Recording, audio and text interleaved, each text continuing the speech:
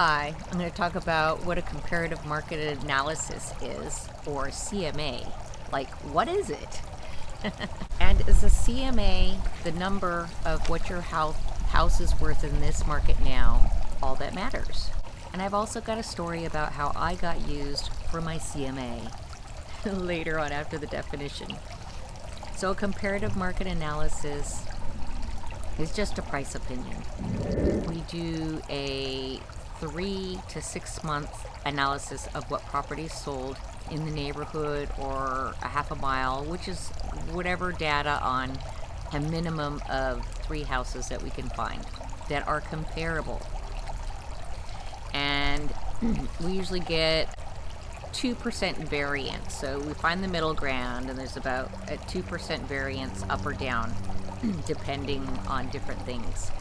And we also look at what houses are pending. And this is all matters. Sometimes people are concerned about what houses are on the market so you can competitively price your home if you're selling your home. So from a seller's point of view, they want to know what's the most they can get for their home. And this gives you a good idea. And a real estate agent, if they go through this process, they can give you a good idea, but it's a statistic that's a variable that not everybody does it the same way. And some people add on. They're like, oh, you could add on. Well, the market's worth $10,000 or $20,000 more. I'll add that on and call it my CMA to people. So if somebody says, oh, you can get like this amount and it's super, super high compared to what somebody else says, I'd be weary. Get proof. We usually get analysis that we can get on paper with all the details to show you how that number was derived from.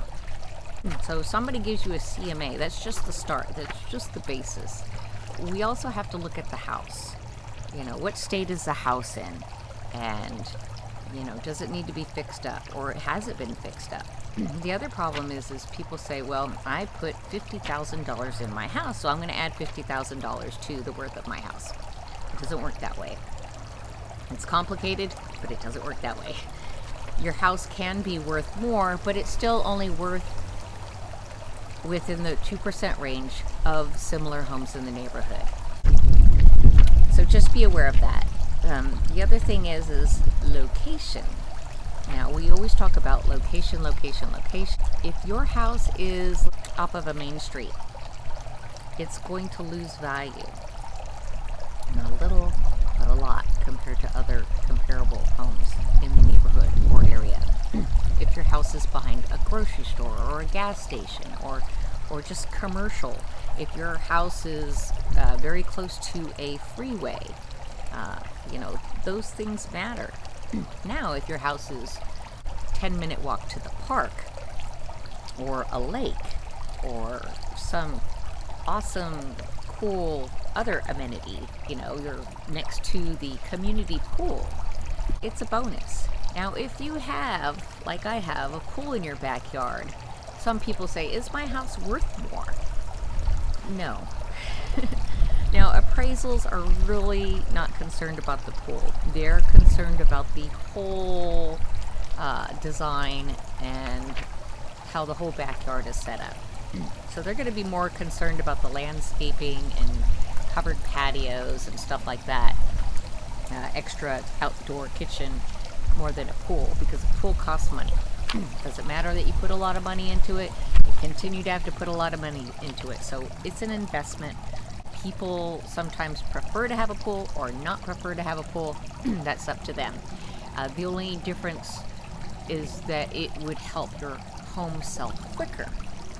And that's about it. And then hope for a bidding war.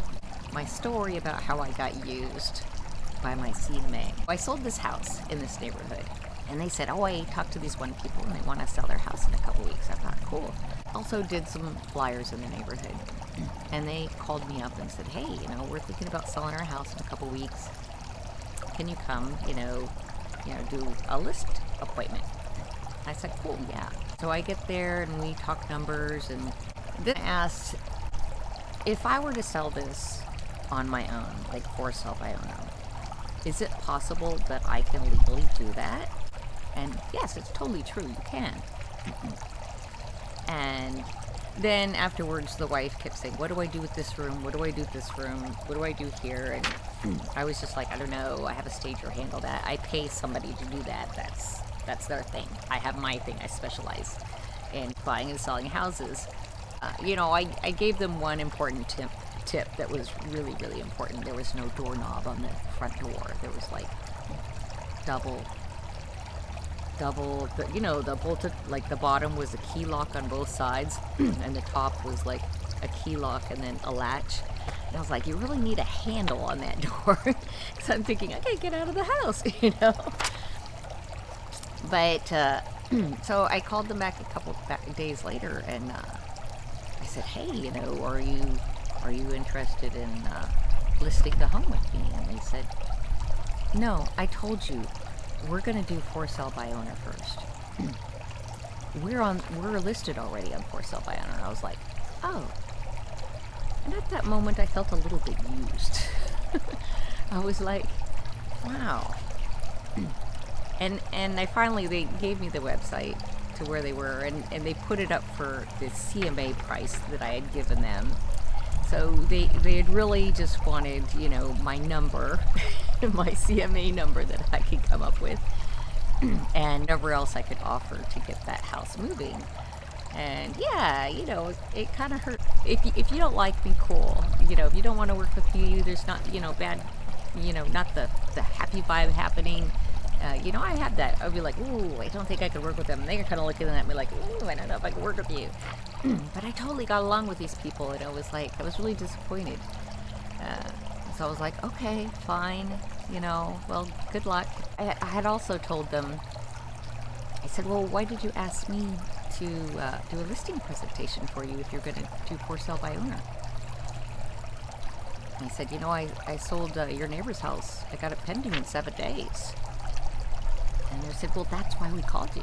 About 3 weeks later, I thought, I wonder if they sold their house. It's such a hot market. They had to have sold their house. And it's still for sale by owner. I was like, nah. So I've sent them a letter and said, hey, you want to list with me? Because it's a hot market. Come on. But yeah, sometimes that happens and people just want your information. And I love giving information and I love helping people. Sometimes I think that people are not always upfront about what they're wanting from you. Like if they said, hey, we just want some information. We're considering selling it on our own and we want to get a little bit of your feedback.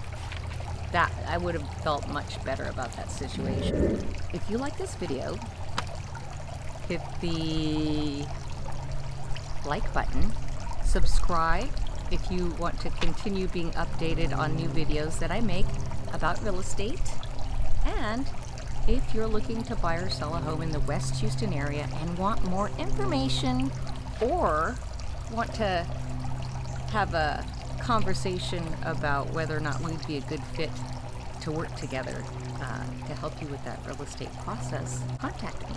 If you were to sell your house, what is the most important thing to you? Is it finding the right realtor first, or finding out how much money your house is worth at this time? Put your comment below.